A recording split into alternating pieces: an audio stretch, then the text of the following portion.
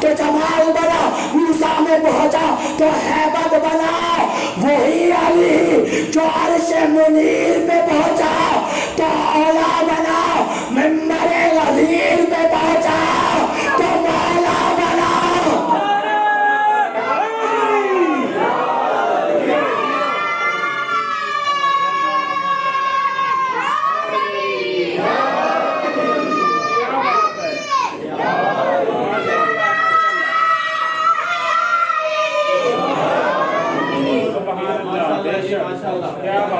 بھائی تفسیر نجف میں آیت اللہ حسین بخش نے لکھا کہ جب میرا پاک نبی معراج پہ گیا نا، تو جب میرے پاک نبی معراج پہ پہنچے تو وہاں جبرائیل صاحب تھے۔ میرے پاک نبی نے دیکھا کہ اونٹوں کی قطار لگی ہوئی ہے اور ان اونٹوں کی قطار پر ایک صندوق ہے۔ میرے پاک نبی نے پوچھا، حالانکہ وہ جانتے تھے لیکن ہماری ہدایت کے لیے جبرائیل سے پوچھا ان میں کیا ہے؟ یہ تو قطار لگی ہوئی ہے، یہاں سے شروع ہوتی ہے اور ختم ہی نہیں ہوتی، ان میں کیا ہے؟ تو جبرائیل نے کہا یہ دراصل آپ ہی کے لیے تو ہے۔ رسول نے کہا ان میں ہے کیا؟ جبرائیل نے کہا آپ جا کے دیکھ لیں، اللہ نے یہ فیصلہ کیا ہے یہ جو اونٹوں کے قطار پہ تحت نگاہ جو یہ نظر آ رہے ہیں، ان کی پشت پر جو صندوق ہے وہ اللہ تحفے میں میری سیدہ کو دے گا جب سیدہ کا نکاح علی سے ہوگا۔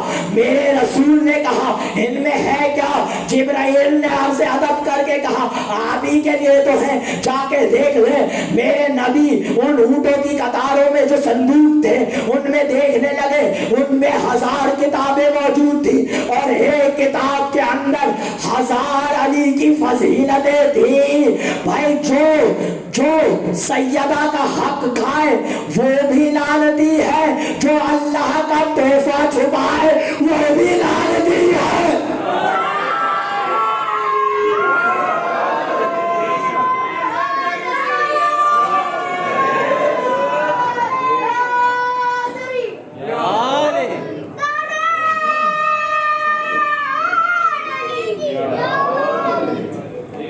بھائی حق علی کے ساتھ ہے اور علی حق کے ساتھ ہے۔ جہاں جہاں علی چلے، جہاں جہاں علی چلے وہاں وہاں حق چلے۔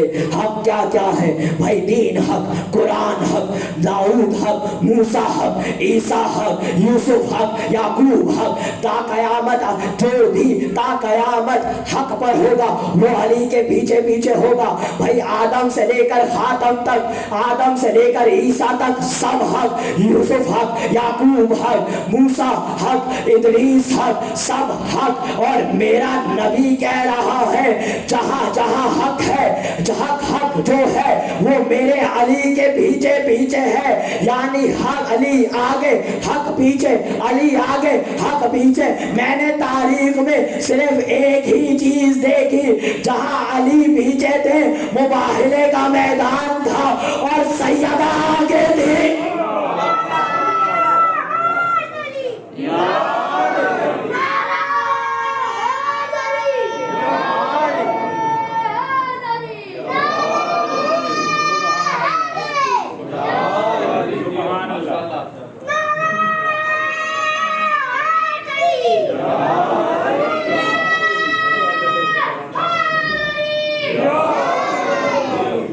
بھائی یہ ایک علی ہے، ایک اور علی سنیں گے، میرا چوتھا امام، امام علی ابن الحسین۔ بھائی امام علی ابن الحسین کو کیا کہا جاتا ہے؟ اسی مہینے میں میرے مولا کی ولادت تھی نا، میرے مولا کا ظہور پر نور تھا، تو ایک جملہ اس پر بھی ہدیہ کر لے لیں۔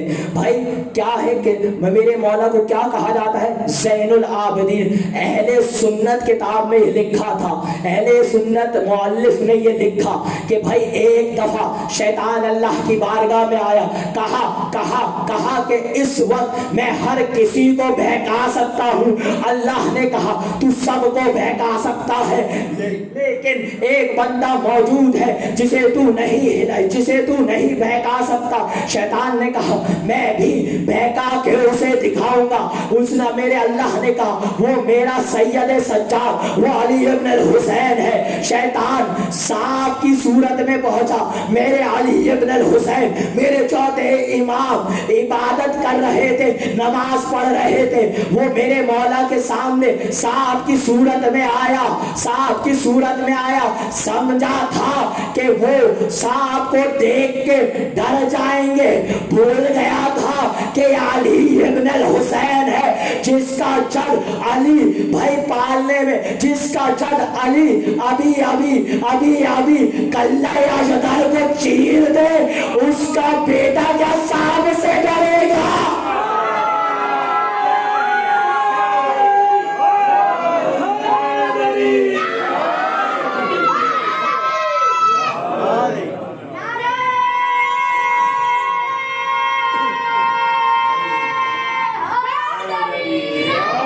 सांप की सूरत में आया, सांप की सूरत में आया। अब देखा मौला डर नहीं रहे तो पैती की जानिब आया, मेरे मौला के अंगूठे पे 10 मारने लगा। मेरे मौला की इबादत में कोई खलल नहीं आया। फिर उसने मेरे मौला के पांव के अंगूठे को चबाना शुरू करा, कोई खलल नहीं आया, कोई खलल नहीं आया इबादत में। लेकिन मेरे अल्लाह की आवाज आई, अंता सैयदुल आबदीन।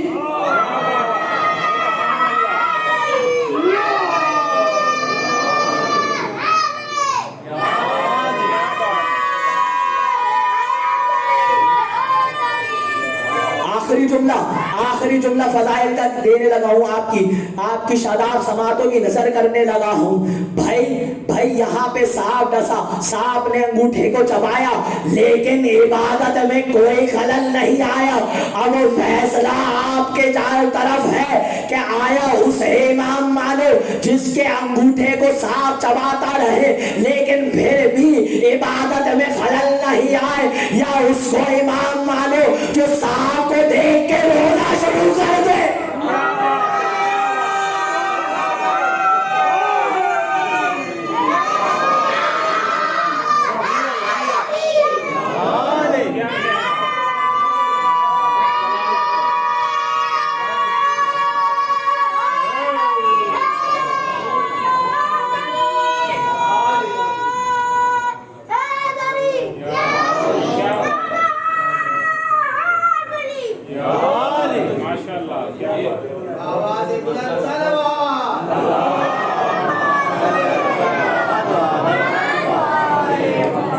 फैसला आपके ही तरफ है। ये है मेरे अली का मुकाम, ये है मेरे अली का मुकाम। भाई ये है अली का मुकाम, तो जिस अली का ये मुकाम हो, उस जिस अली इब्न अल हुसैन का ये मुकाम हो, तो फिर उस सैयदा का क्या मुकाम होगा। जभी तो मेरा पाक अली जो मुश्किल कुशाए कायनात है, जब वो घर आता था तो मेरी पाक सैयदा से कहता था कि रोटी दे दे। इसी मुकाम के लिए तो शायर ने कहा था, भाई अली जो खाते थे ज़हरा के हाथ की रोटी, अली जो खाते थे ज़हरा के हाथ की रोटी, तभी तो कुव्वत परवरदिगार हाथ में थी।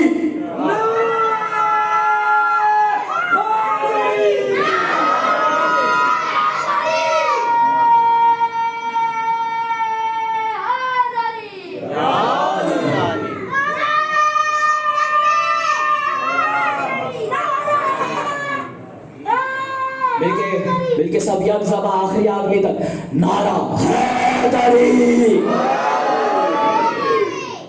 तो ये है सैयदा का मुकाम, ये है सैयदा की जा, सैयदा का जलाल, ये है सैयदा का रुतबा, ये है सैयदा का रुतबा। भाई आपने सुना है ना, हदीस किस्सा में कहा जाता है जब मेरा पाक नबी ने बदन में ज़ौफ़ महसूस करी तो सैयदा के पास आए। जब सैयदा से ये मुद्दा बयान किया, सैयदा ने कहा मैं आपको अल्लाह की पनाह में देती हूँ। जैसे ही सैयदा ने ये जुमला कहा, वहां से मेरे रसूल ने कहा सैयदा अपनी चादर लाए। रसूल ने बता दिया अल्लाह की पनाह चादर से हला है।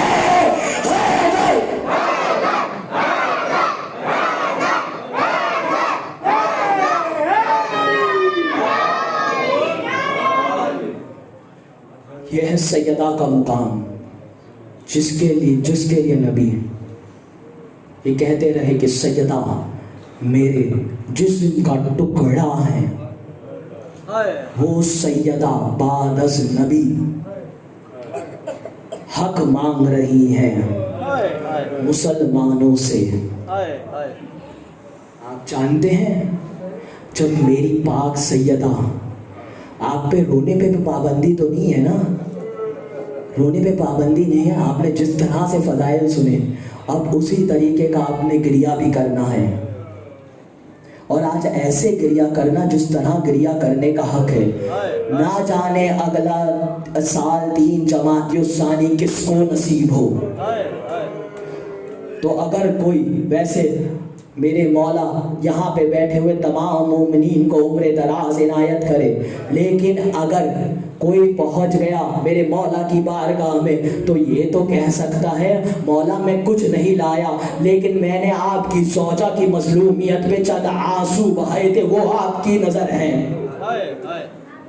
بھائی جانتے ہیں نا آپ، یہ تو صرف سکینہ کا مقدر ہے جسے بابا کے لاشے پہ رونے نہیں دیا، یا پھر سکینہ کی دادی کا مقدر ہے جسے بابا کے بعد رونے نہیں دیا گیا۔ آپ جانتے ہیں جب میری سیدہ دربار سے پلٹی ہے نا تو میری شہزادی زینب نے دیکھا کہ کوئی ضعیفہ سفید بالوں والی جس پہ ضعیفے کے آثار نمایاں تھے مصلی پہ بیٹھی نماز پڑھ رہی تھی۔ جیسے ہی میری شہزادی زینب نے یہ دیکھا تو فوراً میری شہزادی زینب نے کہا، میری شہزادی زینب کو جلال آ گیا، کہا میری ماں کے مصلی سے ہٹ جا ضعیفہ۔ میری شہزادی سیدہ نے شہزادی زینب کے جانب رخ کہا ماں کو نہیں پہچانا؟ میری شہزادی زینب نے رو کے کہا واہ، صرف 3.5 گھنٹوں میں یہ حال ہو گیا ہے کہ بال سفید ہو گئے ہیں، کمر جھک گئی ہے۔ میری سیدہ نے کہا جناب زینب سے میں تو صرف 3.5 گھنٹے میں ضعیف ہو گئی، سلام ہو میری جناب زینب پر جو کوفے سے شاہ۔ بھائی کوئی کہتا تھا میں کہوں گا سیدہ آپ بڑی مظلوم ہیں، میری بی بی فاطمہ زہرا سلام اللہ علیہا آپ بڑی مظلوم ہیں۔ بھائی آپ دربار گئی، لیکن جب آپ دربار گئی تو ساتھ آپ کے حسن و حسین تھے، اب ساتھ حسن و حسین تھے، سلمان اور فضہ تھی، بھائی سر پہ رضا تھی، لیکن میں ہاتھ جوڑ کے کہوں سیدہ آپ کی بیٹی آپ سے مظلومیت میں آگے بڑھ گئے، سر پہ رضا